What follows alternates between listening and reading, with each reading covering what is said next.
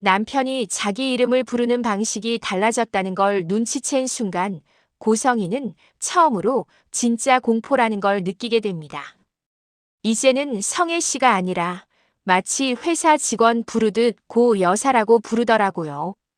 그 한 번의 호칭이 수십 년 동안 쌓아 올린 자리와 돈과 체면이 한꺼번에 흔들리는 소리처럼 들렸습니다. 그리고 그 호칭을 바꾼 사람이 다름 아닌 집안의 가장이자 회사의 절대 권력자인 남편 박진석 회장이었습니다. 박진석은 성재의 아버지고 고성희의 재혼 남편이고 이 집과 이 회사의 룰을 정하는 사람이었는데요. 이제 그 남편이 더 이상 아내를 집안 편으로 두지 않겠다는 신호를 너무 조용하게, 너무 명확하게 던지고 있었습니다. 고성희는 그걸 듣는 순간 자신이 더 이상 이 집의 안주인이 아니라 정리 대상에 가까워졌다는 사실을 어렴풋이 알아차리게 됩니다. 그날 저녁 식탁은 이상하게 조용했습니다. 예전 같으면 박진석이 먼저 말을 꺼냈습니다. 성재 이야기를 하고 회사 이야기를 하고 영나 이야기를 하면서 결국은 고성희를 한 번씩 치켜세우는 식으로 대화가 흘렀는데요. 오늘은 달랐습니다. 박진석은 숟가락 소리도 거의 내지 않았고 눈길도 자주 들지 않았습니다. 한 번씩 고개를 들 때마다 고성희는 그 시선이 자기에게서 아주 조금씩 비껴나가는 걸 느꼈습니다.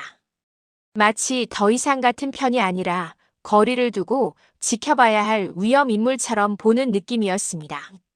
성재는 눈치를 보며 밥을 뜨고 있었습니다. 요즘 부사장으로 발령난 뒤로 회사 안팎에서 신경 쓸 일이 많아졌는데요. 그래도 집에서는 웃음을 잃지 않으려고 노력하는 편이었습니다. 그런데 오늘은 성재까지 말수가 적었습니다. 조심스러운 눈으로 아버지를 한 번 보고 고성희를 한 번 보고 그 사이에 낀 사람처럼 입술만 씹고 있었습니다. 영란은 젓가락으로 반찬만 툭툭 건드렸습니다. 머릿속은 온통 웹툰과 작업실 그리고 한우진과 병원 생각으로 복잡했지만 그런 이야기를 여기서 꺼낼 수는 없었습니다. 무엇보다 엄마인 고성희가 요즘 예민해져 있다는 걸 영나 자신이 누구보다 잘 알고 있었으니까요. 그런 식으로 세 사람은 밥을 먹고 있었습니다. 겉으로 보기에는 여전히 재벌 집안의 고급스러운 저녁 식사였지만 그 안에는 균열이 깊게 퍼져 있었습니다. 그리고 그 균열의 중심에는 언제나 그렇듯 고성희가 서 있었습니다. 조용한 식사 끝에 박진석이 입을 열었습니다. 성혜 씨. 예전 같으면 다정하게 여보라고 불렀을 자리였습니다. 그 호칭 하나가 공기가 바뀌는 순간을 만들어냈습니다. 고성희는 머릿속에서 여러 생각이 동시에 스쳐 지나갔습니다. 지금 남편이 무슨 이야기를 꺼낼지 대충 감은 잡히고 있었습니다. 병원, 우진, 간이식, 은호, 그리고 등기권리증. 하나라도 들키면 치명적인 단어들이었고 이미 박진석의 손에 어느 정도 사실이 들어갔다는 것도 느껴지고 있었어요. 박진석이 묻습니다. 당신 요즘 회사 일에 너무 깊이 들어오는 것 같지 않소? 겉으로는 부드러운 말투였습니다. 하지만 그 말 속에는 경계와 의심이 들어 있었습니다. 고성희는 바로 웃음을 띠며 대답했습니다. 당신 일이 곧 제 일이잖아요. 걱정되니까 챙긴 거죠. 그 말은 평소와 다르지 않은 대답이었습니다. 지금까지는 그 말 한마디면 모든 게 정리되었습니다. 하지만 오늘은 달랐습니다. 박진석은 젓가락을 내려놓고 잠시 눈을 감았습니다. 그리고 한 번 더 묻습니다. 회사 서류는 회장실에서만 봐도 충분할 텐데 굳이 금고까지 손대야 했소. 그 순간 고성희의 심장이 내려앉는 느낌이었습니다. 금고, 등기권리증, 100억짜리 건물, 그리고 은호에게 내밀었던 그 치욕적인 제안. 등기권리증 말이요.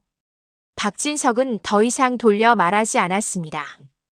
고성희는 한순간 표정이 굳어졌지만 곧바로 다시 미소를 만들어 올렸습니다. 아, 그거요. 세무 관련해서 한번 확인해 보려고. 성재도 모르는 서류를 박진석이 말을 끊었습니다. 당신이 먼저 챙겼다는 게 이상하지 않소? 성재의 눈이 커졌습니다. 자기 이름이 갑자기 등장했기 때문이었습니다. 그는 아버지와 계모 사이에서 시선을 옮기며 상황을 파악하려 했습니다. 고성희는 애써 침착한 목소리로 말했습니다. 성재는 많이 바쁘잖아요. 앞으로 회사를 물려받을 사람이니까 제가 좀 도와준 거죠. 그 말은 얼핏 보면 배려처럼 들렸습니다.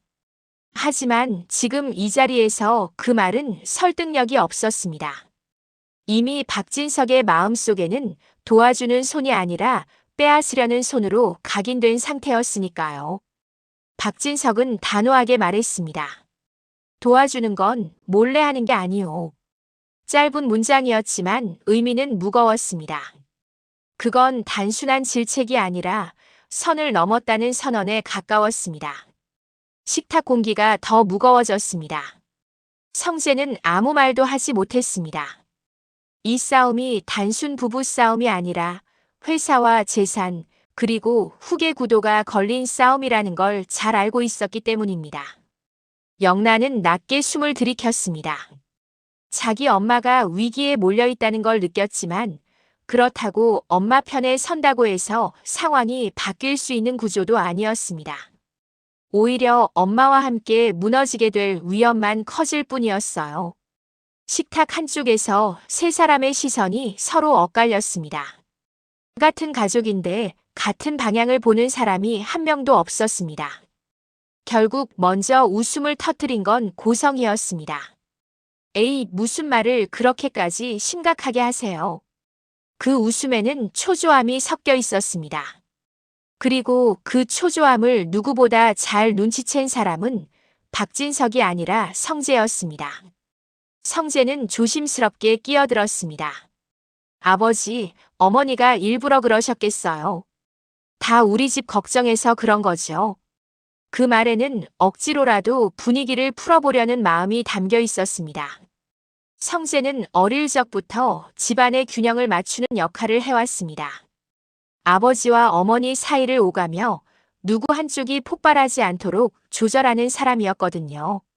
하지만 오늘은 성재의 완충도 소용이 없었습니다. 박진석은 아들을 한번 보더니 짧게 말했습니다. 성재야, 너는 회사 일에 집중해라.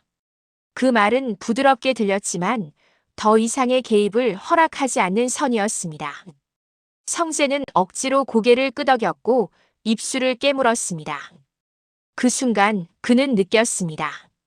이 싸움은 이제 아들이 끼어들 수 있는 단계가 아니라는 걸요. 그날 밤 식탁 대화는 더 이어지지 않았습니다. 밥은 남았고 반찬도 그대로였지만 누구도 젓가락을 다시 들지 않았습니다. 식사가 끝난 뒤 각자 방으로 들어가는 발걸음 소리만 길게 이어졌습니다. 그러나 진짜 이야기는 그 뒤에 시작되었습니다. 고성희는 자신이 먼저 밀려난 느낌이 싫었습니다. 그래서 오히려 공격적으로 움직이기로 마음먹었습니다. 수세에 몰릴수록 더 깊게 파고드는 사람이었고 한 번이라도 주도권을 잡으면 끝까지 쥐고 놓지 않는 사람이었으니까요. 방으로 올라가기 전에 고성희는 일부러 목소리를 낮춰 박진석에게 물었습니다. 요즘 회사 쪽에서 또 누가 제 얘기를 하던가요? 박진석은 그 질문에 바로 대답하지 않았습니다. 계단 중간에 걸터서서 아래층을 내려다보는 자세로 짧게 말했습니다. 성혜 씨 얘기가 아니라 당신이 손댄 돈과 서류 얘기가 오르내리고 있소. 고성희는 속에서 무언가가 덜컥 내려앉는 느낌이었습니다. 단순히 소문이 아니라 구체적인 대상이 언급되고 있다는 건 이미 누군가가 움직이고 있다는 뜻이었거든요. 누가 그런 말을 해요? 고성희는 웃는 얼굴을 유지하려 했지만 목소리 끝이 조금 떨렸습니다. 누가 중요한가? 박진석은 되물었습니다. 중요한 건 그 말들이 전부 사실처럼 들린다는 거요. 사실처럼 들린다는 말. 그건 반은 사실이라는 뜻이었습니다. 고성이는 그 말이 더 무서웠습니다. 사실을 숨길 수는 있어도 사실처럼 느껴지는 인상은 숨기기 어렵기 때문입니다. 박진석은 마지막으로 덧붙였습니다. 병원 일도 나중에 얘기합시다. 병원. 그 단어 하나에 고성이의 눈동자가 잠시 흔들렸습니다. 병원에는 너무 많은 비밀이 엉켜 있습니다. 우진의 병, 쌍둥이 동생 유라, 지금의 은호, 그리고 간이식. 그 과정에서 고성이가 해온 거짓말과 강요와 협박, 그리고 그 대가로 제시했던 10억 원짜리 돈가방과 100억짜리 건물 등기권리증까지.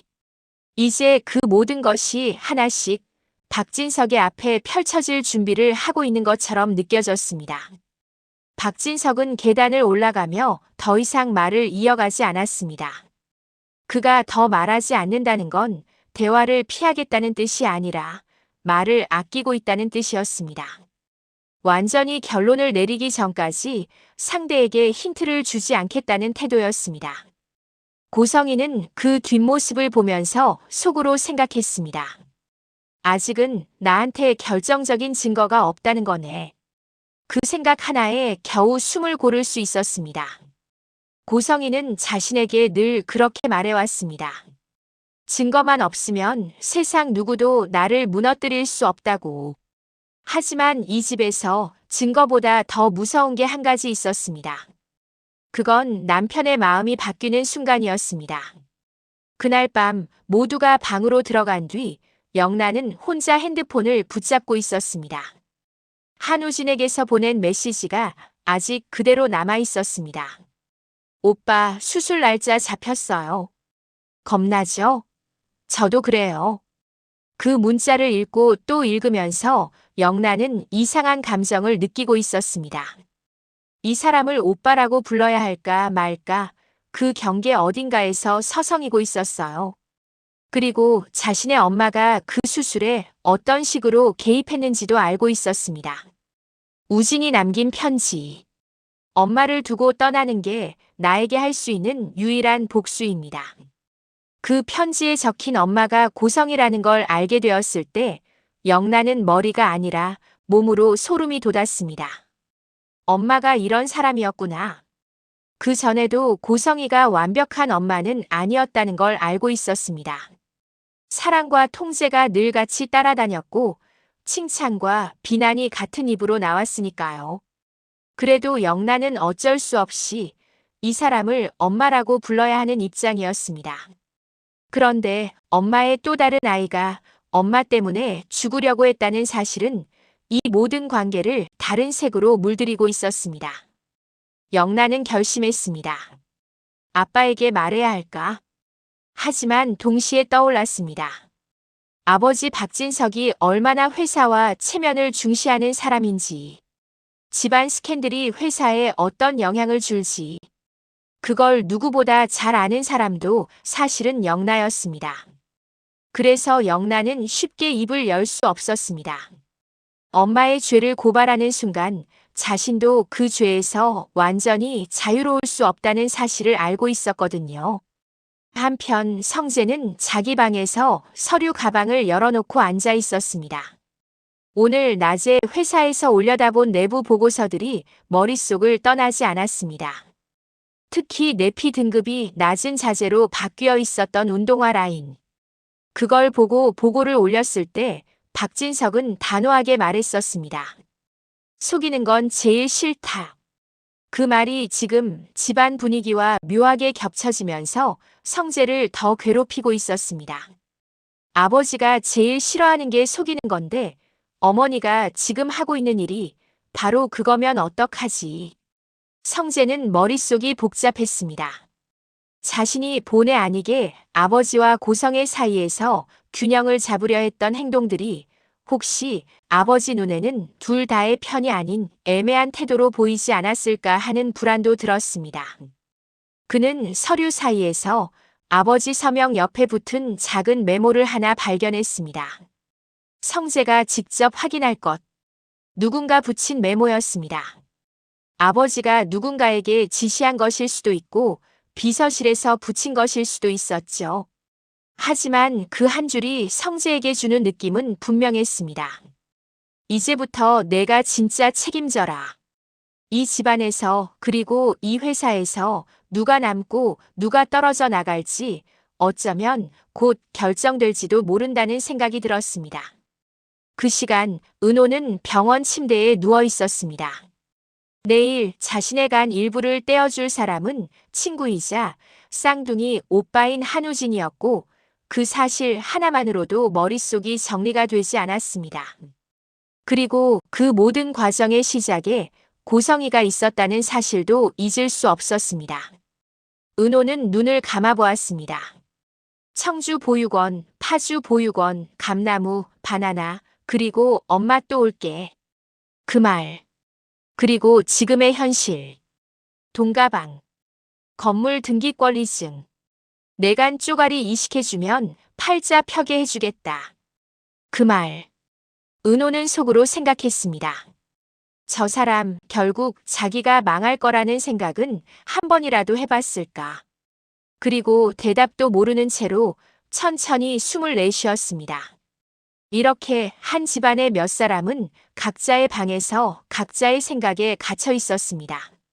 하지만 한 가지 공통점이 있었습니다.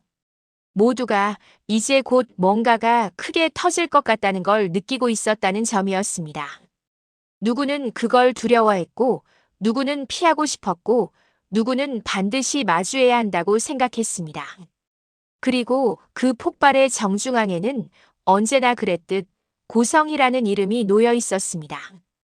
아직 아무도 모릅니다. 내일 병원에서 박진석 회장, 박성재, 고성이가 한 엘리베이터 안에서 마주치게 될 거라는 사실을요. 그리고 그 짧은 순간이 고성의 인생의 축이 완전히 꺾이는 시작이 될 거라는 것도요. 지금은 그 폭풍 전야의 마지막 수만 번에 불과합니다. 정말 무너지는 이야기는 지금부터 차근차근 드러나게 됩니다. 다음 날 아침 병원 로비 공기는 이상하게 무거웠습니다. 수술 일정 안내 방송이 몇 번이나 흘러나오는데도 기다리는 사람들 얼굴에는 안도보다는 긴장감이 훨씬 더 짙게 깔려 있었고요. 그 가운데 고성이는 한 번도 의자에 앉지 않았습니다. 이상하게도 앉으면 진짜 보호자가 되는 것 같아서요. 자신이 보호자 자격이 있는지 잠깐이라도 생각이 스치면 흔들릴 것 같으니 아예 멈춰 서 있는 편을 선택했습니다. 간호사가 다가와서 조심스럽게 물었습니다. 보호자분, 잠깐 설명 들으셔야 하는데요. 간호사는 습관처럼 그렇게 불렀지만 그 말에 제일 먼저 반응한 건 은호였습니다. 은호가 얼굴을 들었고 그 옆에서 정순이가 손을 꼭 쥐고 있었습니다. 두 사람의 손가락 마디가 하얗게 질릴 정도로 힘이 들어가 있었는데요. 고성이는 그 모습을 보며 순간 이상한 감정을 느꼈습니다.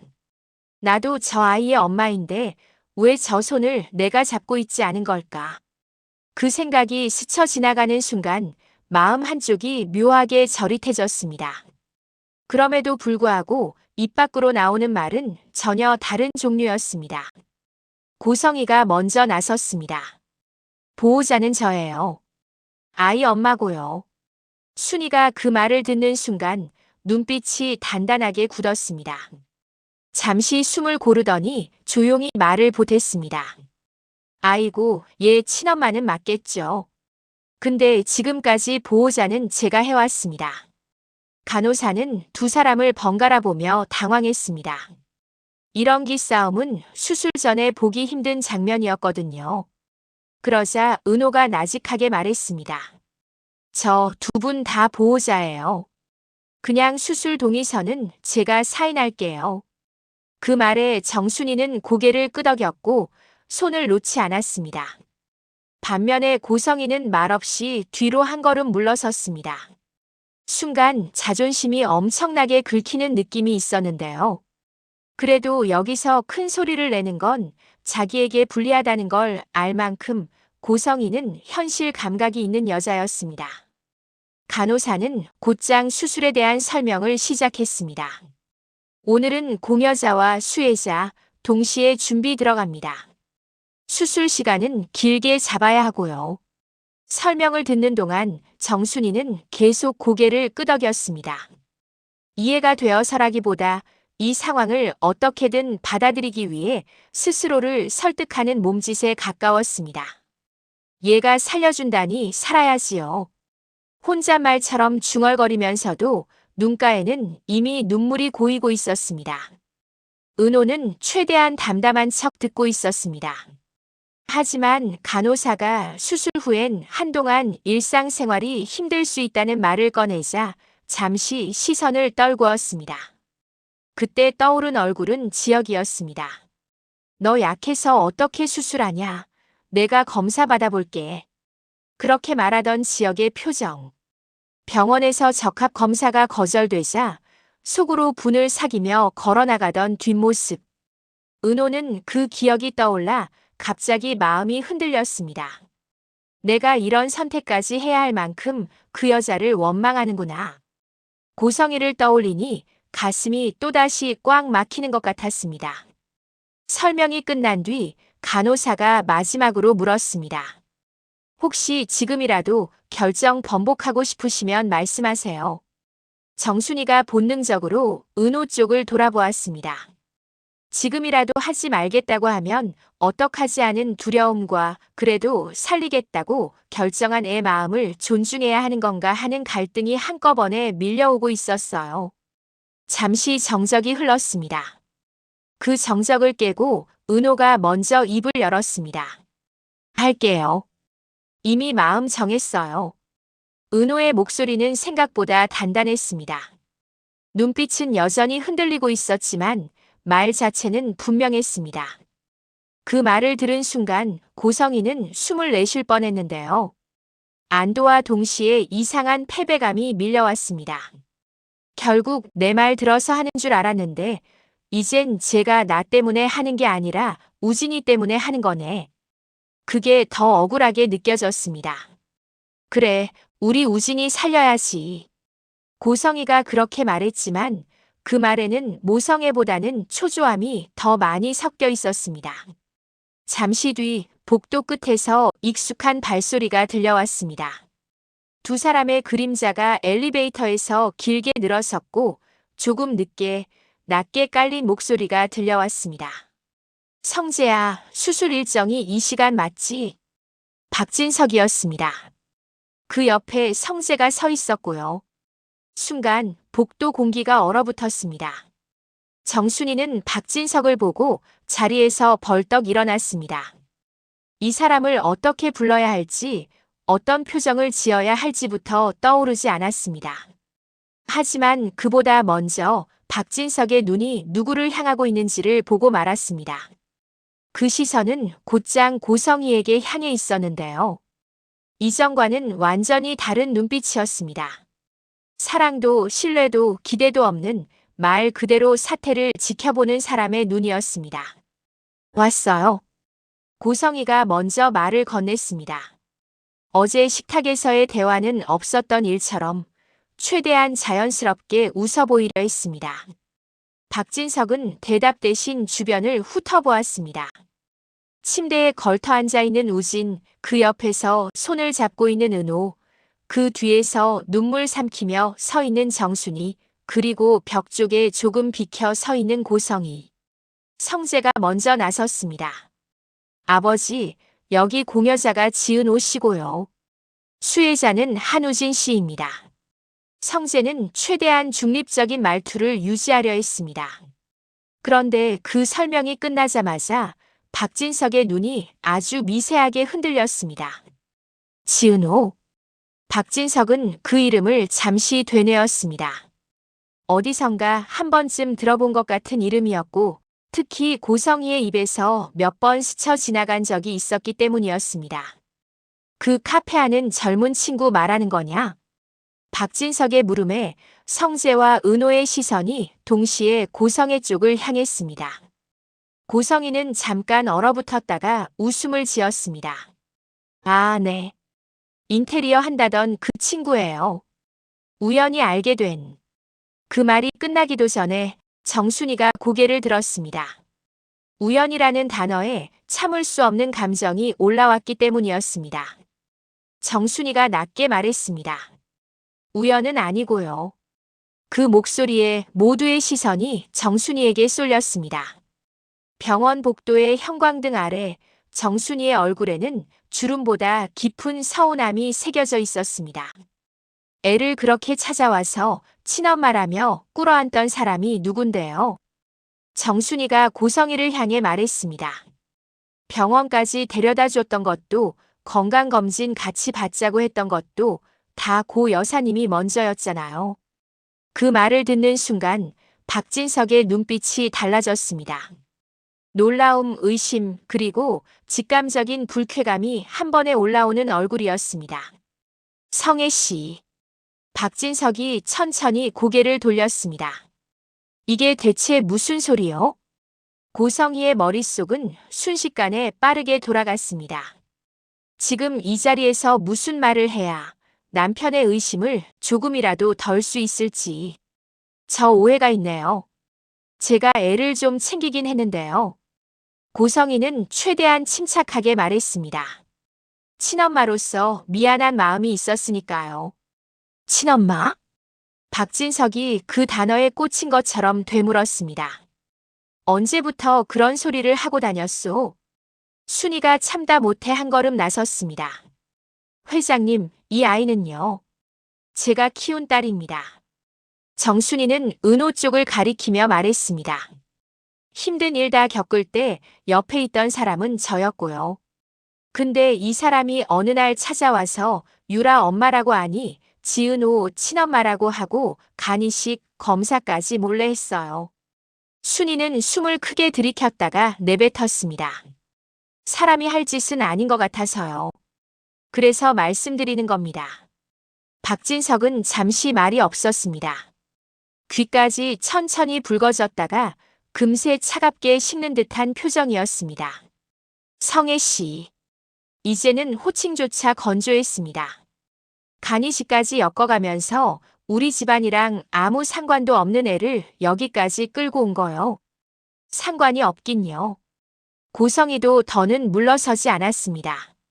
제 딸인데요. 제 피인데요. 그 말에 복도는 다시 한번 고요해졌습니다. 성재는 아버지 얼굴을 바라봤습니다. 아버지는 눈을 감고 있었습니다.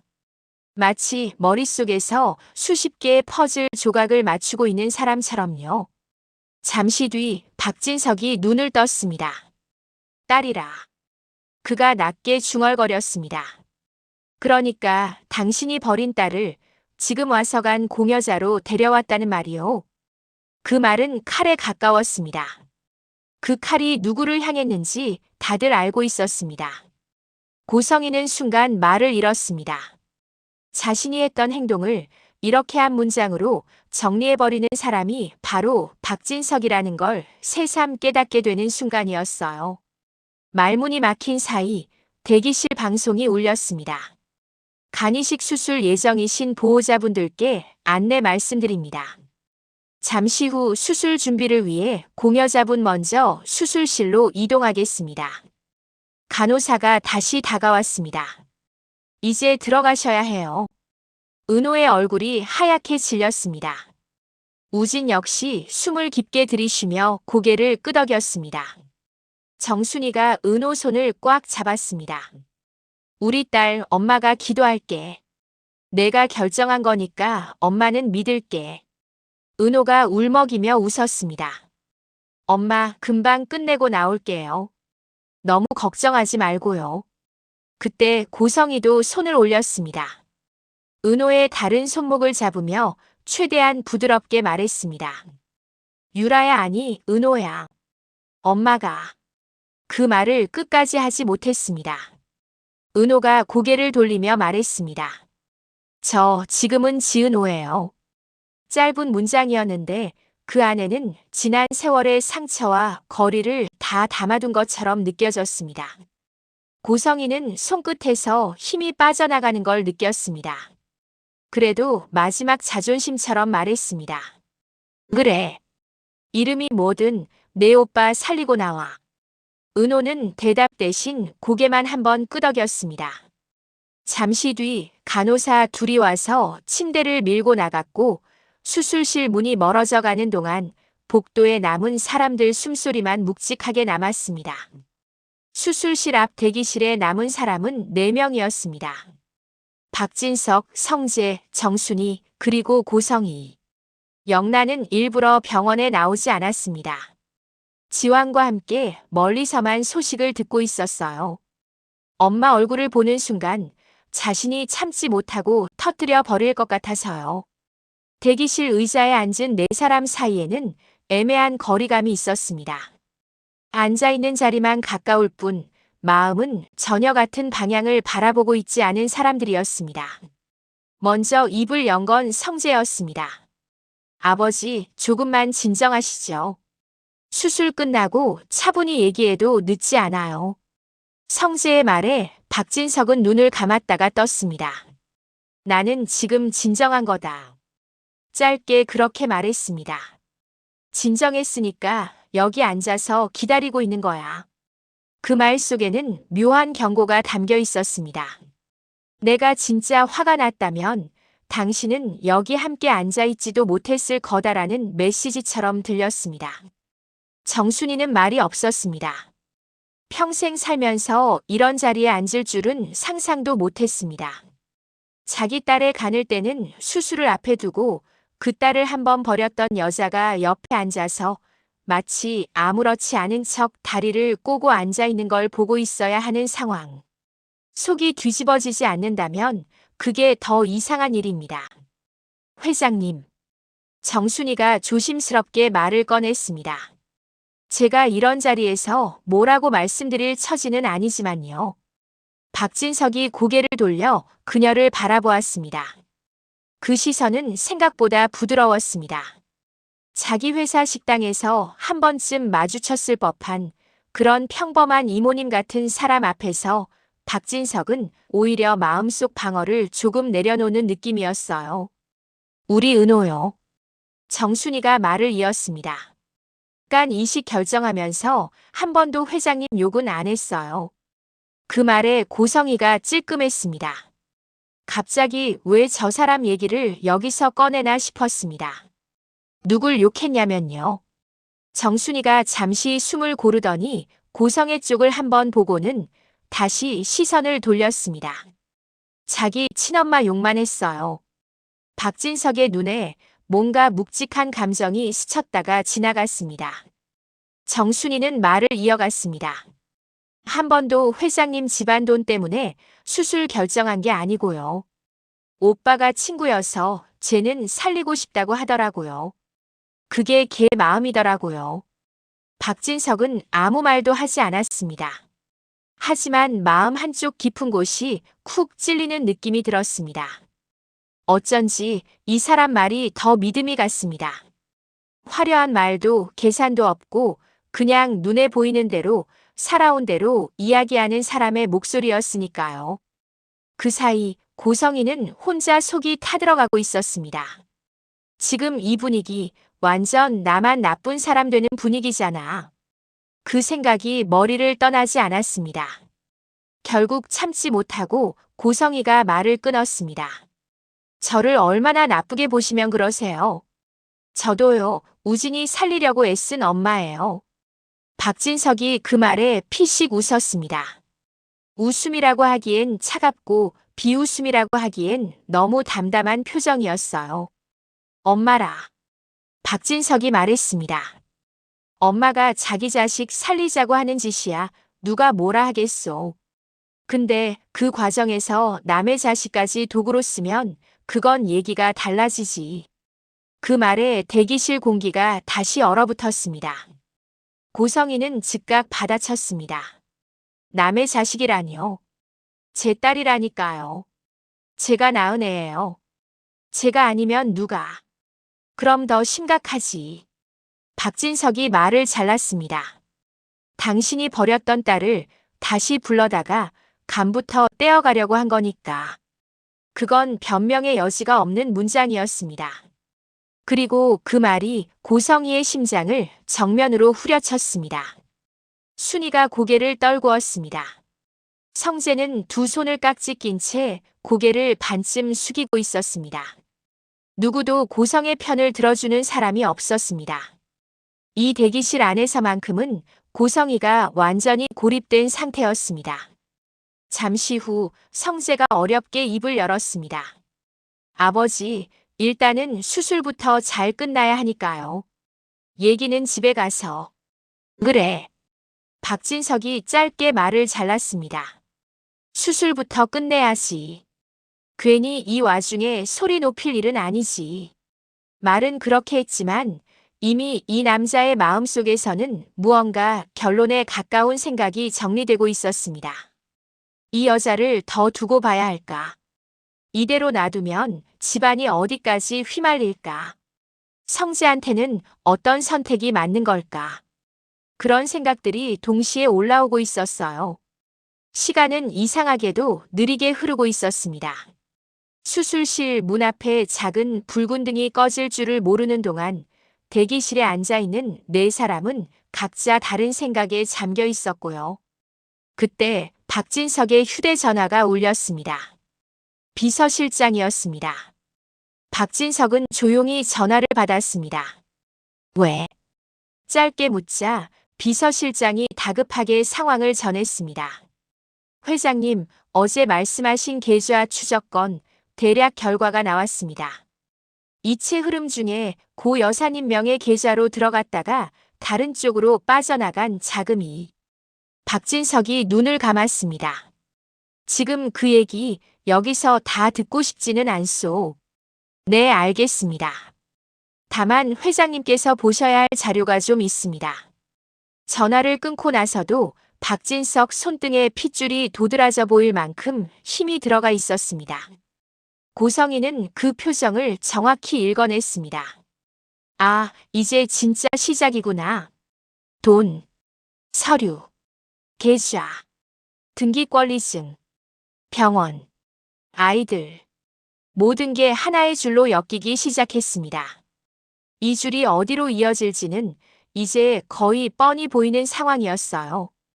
그럼에도 불구하고 고성이는 마지막까지 스스로에게 이렇게 말하고 있었습니다. 아직 끝난 거 아니야. 아직 내가 질 자리는 아니야. 자신이 얼마나 벼랑 끝에 서 있는지 알면서도 이 여자는 끝까지 버티려고 마음먹는 사람이었습니다.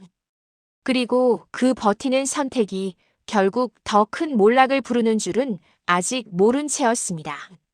수술실 불이 꺼진 건 생각보다 훨씬 늦은 시간이었습니다. 대기실에서 몇 시간을 버티고 난 뒤라 모두가 반쯤은 지쳐 있었는데요. 그래도 문이 열리는 순간만큼은 네 사람 모두 동시에 자리에서 벌떡 일어났습니다. 수술복을 입은 의사가 나와서 마스크를 벗었습니다.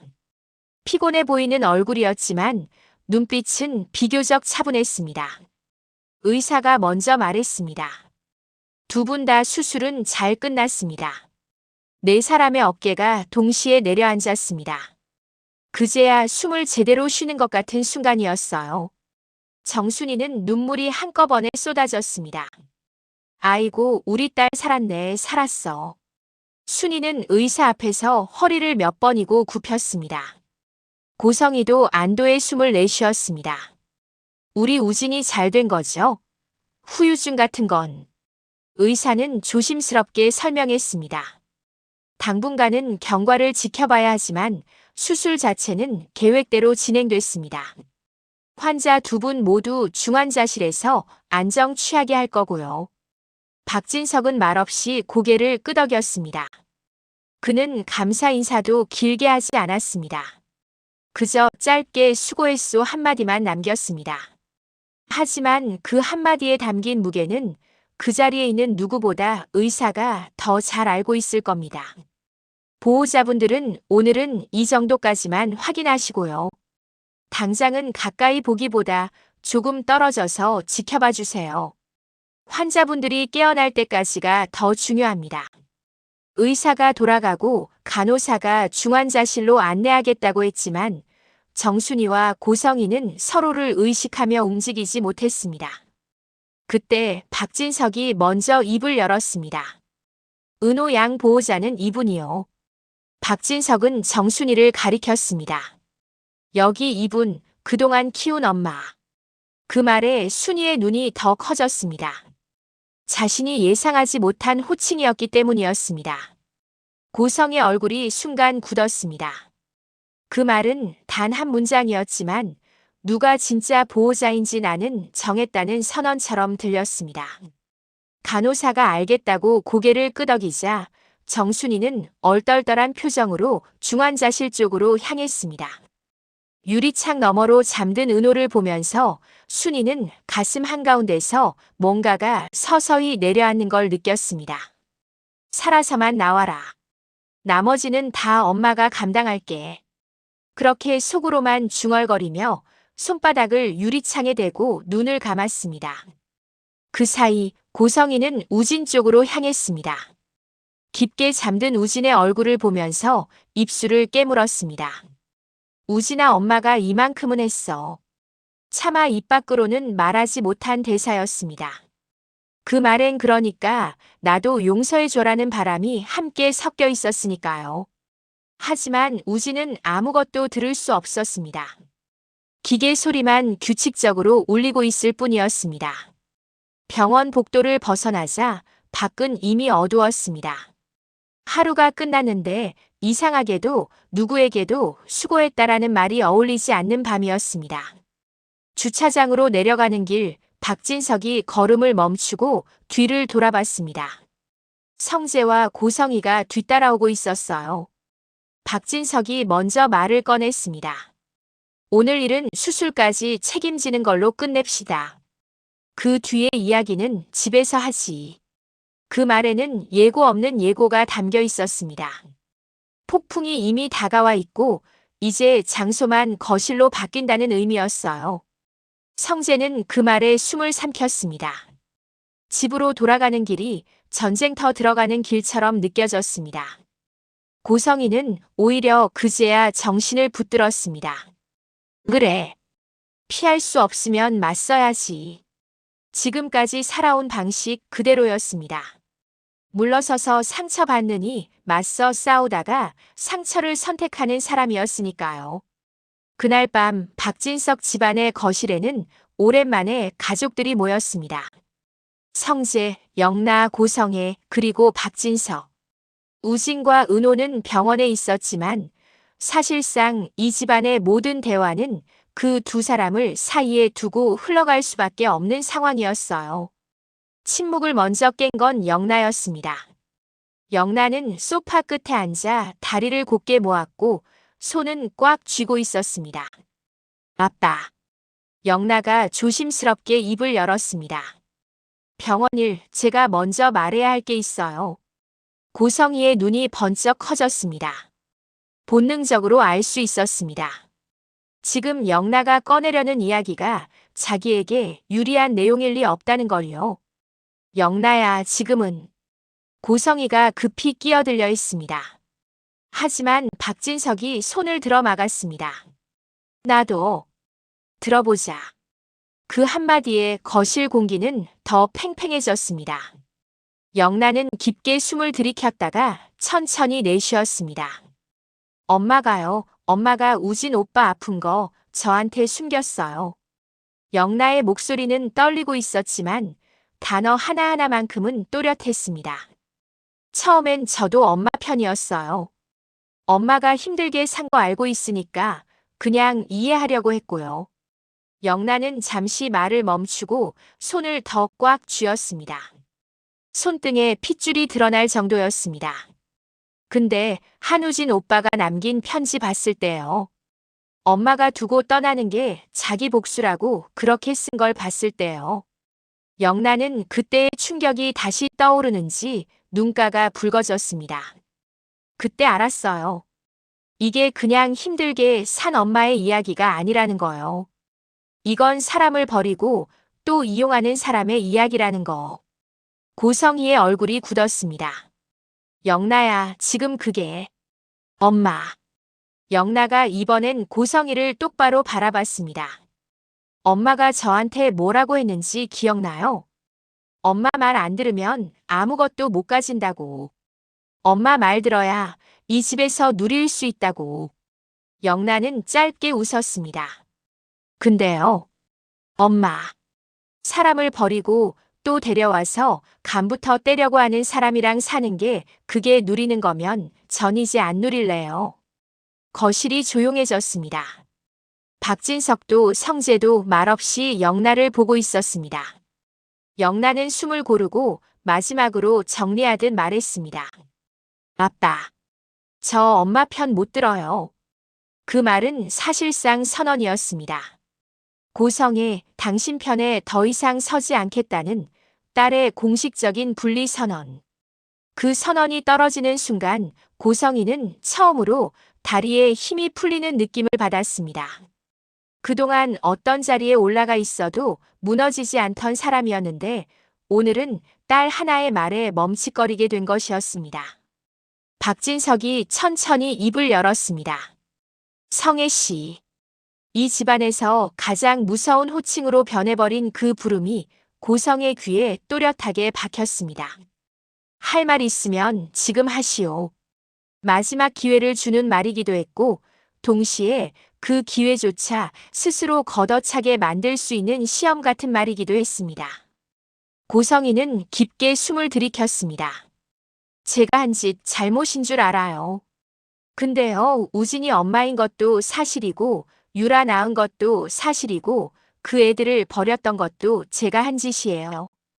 평소보다 훨씬 낮아진 목소리였습니다. 자기 행동을 부정하지 않는 태도만큼은 오히려 솔직하게 느껴졌습니다. 근데 저 혼자만 나쁜 사람 되고 싶은 생각은 없어요. 그 말에 성재의 눈이 가늘게 찢어졌습니다. 영나도 고개를 들었습니다. 고성이가 박진석을 똑바로 바라보며 말했습니다. 당신도 알았잖아요. 우진이랑 유라 있었던 거 완전히 모른 건 아니었잖아요.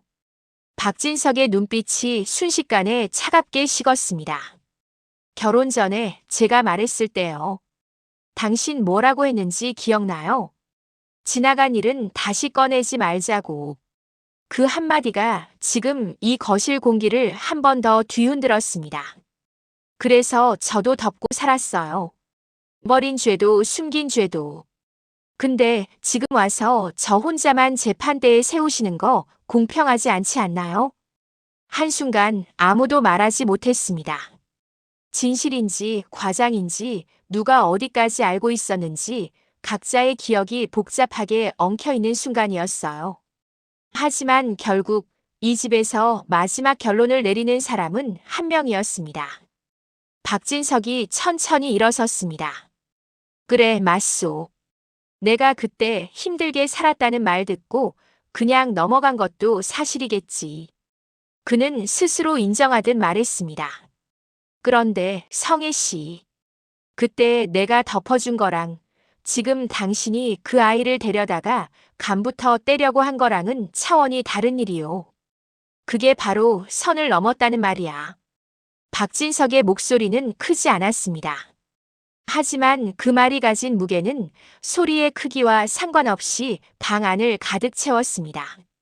나는 내 죄도 알고 당신 죄도 안다.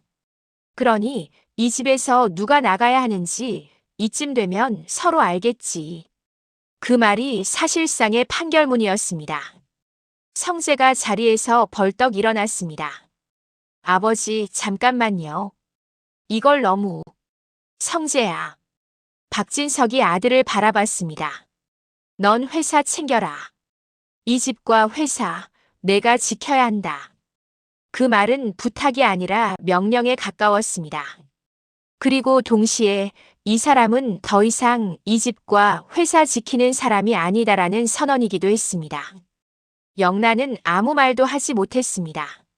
눈물이 고였지만 울지 않으려고 이를 악물었습니다. 지금 울어버리면 또다시 엄마 불쌍하게 왜 그러냐는 말이 목구멍까지 치고 올라올 것 같았으니까요. 고성이는 한참 동안 서 있었습니다. 누군가가 나가지 말라고 붙잡아 줄 거라는 기대를 마지막 한 조각까지 내려놓는데 시간이 좀 걸렸습니다. 하지만 아무도 움직이지 않았습니다. 결국 고성이가 먼저 입을 열었습니다. 그래요. 나갈게요. 목소리는 떨렸지만 끝까지 당당한 척하려고 애를 쓰고 있었습니다. 근데 기억하세요. 이 집이 이렇게까지 버틸 수 있었던데 제가 한 짓들도 분명히 있었어요. 그 말은 마지막 자존심이었습니다. 좋은 일과 나쁜 일을 함께 떠올리게 만들고 싶었던 심리였죠. 그렇겠지. 박진석이 짧게 대답했습니다. 그래서 지금까지 이만큼 시간을 준 거고, 이제는 그만할 때가 된 것뿐이야. 고성이는 더 말하지 않았습니다. 등을 돌렸습니다. 그 뒷모습에는 무너진 여자의 처연함과 끝까지 포기하지 않겠다는 고집이 동시에 섞여 있었습니다. 문이 닫히는 소리가 생각보다 크게 울려 퍼졌습니다. 그날 밤 이후로 병원과 집, 회사는 전부 다른 속도로 움직이기 시작했습니다. 병원에서는 은호와 우진이 천천히 눈을 뜨며 새로운 시간을 맞이하고 있었고요. 집에서는 박진석과 성재, 영나가 이제 어떻게 살아야 하는지라는 질문을 다시 나눠야 했습니다. 그리고 어딘가에서는 고성이가 혼자 전화를 붙들고 새로운 수를 계산하고 있었을 겁니다. 완전히 무너졌다고 생각하는 순간에도 끝까지 발을 빼지 않는 사람이니까요. 단 한 가지 달라진 점이 있다면 이제는 더 이상 그 집 안주인이라는 이름으로 돌아갈 수 없다는 것. 그리고 시청자 입장에서 진짜 궁금한 건 바로 그 다음입니다. 버린 딸의 간으로 아들을 살려놓고 남편에게 쫓겨난 여자 고성이. 이 여자가 완전히 추락할지 아니면 마지막으로 한 번 더 발버둥 칠지. 그 이야기는 다음 회차에서 또 다른 방식으로 이어질 수밖에 없습니다.